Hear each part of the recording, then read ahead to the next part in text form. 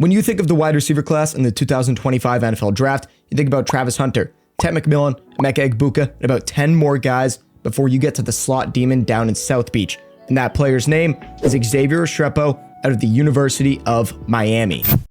Xavier was a 3-star recruit from Florida and would commit to the University of Miami in the summer before his senior season at Deerfield Beach High School. Through his first 3 years of college, he wouldn't do much for the Hurricanes, a combined 46 catches for 625 yards and 4 touchdowns, but in 2023 and 24, he would thrive, gaining 2,219 yards and 17 touchdowns on 154 catches, leading the ACC in yards in 2024 with 1,127 and less catches in 2023. Xavier is Miami's all-time leading receiver with a career 2,844 yards over Miami legends like Santana Moss, Reggie Wayne, and Michael Irvin. He's projected to be a 3rd or 4th round pick on Thursday, but what made him so good in the Sunshine State? Well, let's take a look.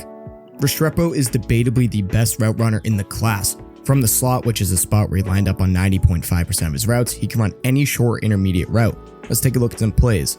I want to start with these 2 plays against Syracuse. 2nd and 3 at the Syracuse 21, lined up in the slot, of course, against off-man coverage. What does Xavier do to create so much separation at the peak of the route? The misdirection step inside. He can stagger his feet so well due to his short area quickness.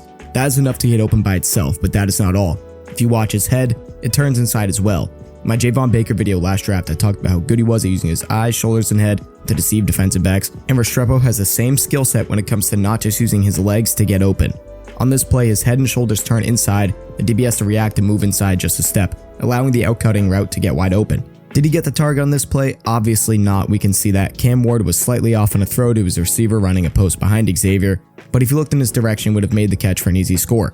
But just 3 plays later, Xavier lined up in the slot again, against off-man again, and just so easily takes the outside from the corner, who's really trying to let him go inside because that linebacker was right there for any protection. He positions his body to have outside leverage, supposed to force Xavier inside, but at the snap he just runs right at the defensive back, makes a quick cut outside. When you get parallel with the corner like that, they don't really have time to react to any moves you make. The corner didn't even have a chance to recover here. And Xavier may not be the fastest, but he is the quickest in the draft, which is why you can get open on routes like this for an easy score. Both the same route, gets the same coverage, and the same result. Wide open and 1 for a touchdown. And on these 2 routes, he shows that elite short area quickness. He's able to make these insane quick cuts to get wide open, just like the plays on the screen now. If you want a chance to get the savvy route running soon to be drafty Xavier Restrepo in a season-long or daily fantasy draft, what better place to draft him than on Underdog? Underdog is the best and easiest place to play fantasy sports. You have the fantasy drafts, but you also have the pick'em entries where you pick 2 more players for your shot to win some serious cash. If you sign up with code Fanatics, you get a deposit match up to $1,000 in bonus credit and a free pick to put into your entries. Again, that is code Fanatics at signup. Among all receivers with 85 targets, Xavier was 19th in yards per route run in college football, showing how efficient he was, and his route running is a big part of that. Another aspect of his route running that is elite is his knowledge of when to accelerate and decelerate. He stretches his speed across routes.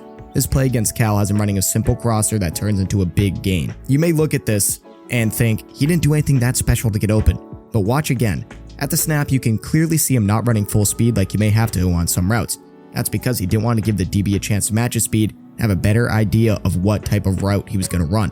He's going to sell slowly and forces the defensive back to hesitate his move on Restrepo. He doesn't hit full speed until they are parallel with each other, and once he hit full speed, it's over for the defender. Good gain for Miami. We all know Xavier's not the fastest receiver by any means. I mean, look at his pro day, but you can see here how he's elite at using different speeds to win routes. His acceleration is top notch. It does not take him long for him to get to his top speed at all. Earlier, I brought up how he uses his shoulders and head to get open, so this play against Cal shows that as well as his understanding of spacing. Miami's going to set him in motion, and first off, that is something I really want to see him do a lot in the NFL, is get those motion cheat routes to have an easier job in the slot, like we see Tyreek Hill do a lot. And the route spacing here is not great. He almost runs into a defender just because of the route concept. But what does he do to get open? He gets sideways and gets through the pick play, which creates the space and the defensive back cannot match his movements.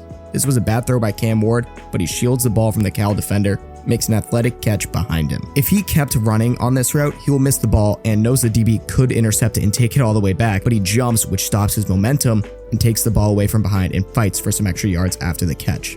While his route running is elite, that's not the only way he can get open. As you saw in that last play, he's a very smart player. The same goes with what he does in zone coverage. Like all great slot receivers, they know how to sit in zones when they have to just be a friendly target to the quarterback, kind of like tight ends do. We have seen this from guys like Julian Edelman, Cooper Kupp, and Travis Kelce, some of the best slots or tight ends of all time. They know when to sit down and just stare at the quarterback and be that friendly neighbor that might annoy you when you're trying to get your mail by waving and just letting you know they exist. They're like, hey, invite me to the next barbecue. I really want to be there. You guys have a good crowd every time. Bob, please leave my family alone. I'm begging you. This play against Syracuse shows that exact skill set. A lot of younger guys struggle with this, but not Xavier. It's so simple, but the ball is snapped and Xavier is never at his top speed. They recognize it was a blitz off the edge, and that corner is milliseconds away from delivering a huge blow on Cam Ward. Xavier notices this, immediately looks at Cam and shows him the numbers so he can get the ball off quickly for a first down. Great knowledge of coverage and blitzes, and knowing when to take a seat in the lawn chair and wait for Ward to throw the ball for an easy completion. This is a great example of pre- and post-snap recognition of coverage by Xavier and the rest of the Miami team so that he can provide the best chance for a positive play. This is something that helps at the NFL level so much because guys make careers off of these types of smart plays and zone coverage. He wins with subtlety and savviness as well.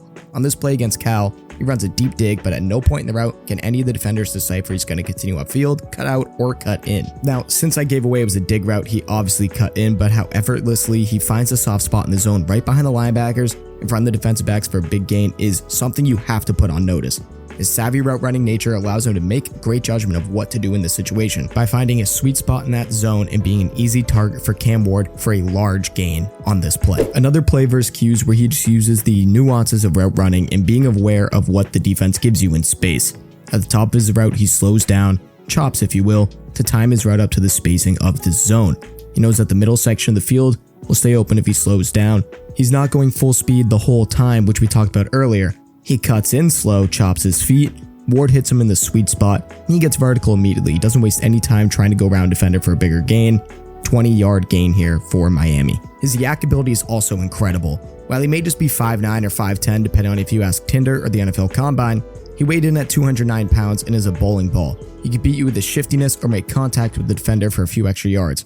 For receivers with at least 85 targets, he was 7th in the country with 7.3 yards after catch per reception. His football IQ also helps him make his cuts because he knows what leverage to take with the ball in his hands, so that defensive backs have a harder time getting to him, like this play against Cal where he cuts it back on a defender on his way to a 77-yard gain. On this play versus Duke, he just skinnies up through two defenders who failed to make a tackle and honestly was one of the worst attempts ever, but it was still very smart how he skinnies up between them and is able to get through, and this play broke the Miami receiving record. Since Xavier is a late day 2, early day 3 prospect, what are his negatives? Well, we saw it at his pro day, he's not fast. He ran between a 4.77 and 4.83 40, and he's blaming it on a hamstring injury, but it looked like he didn't even practice the 40 because his get off was almost as bad as mine. The facility he was at is small, so maybe he had to slow down early. Either way, he never was and never will be a receiver that will beat you with speed, and that is shown on film. He definitely is faster than a 4.8 though. There were multiple times where he would get hawked down on plays that should have been touchdowns, like that Cal 77-yard gain. While that play did show his great yards after catch ability, he does not have the speed to make it to the end zone, which most receivers would in this situation. He does not have an explosive gear to kick into. While he's great at dilating his speed up and down to win routes, once he gets up, it doesn't go Ferrari fast like a Matthew Golden. The lack of speed may hurt him at the next level and affect his elite separation skills he has, but I think he's too good of a route runner for it to completely negate them.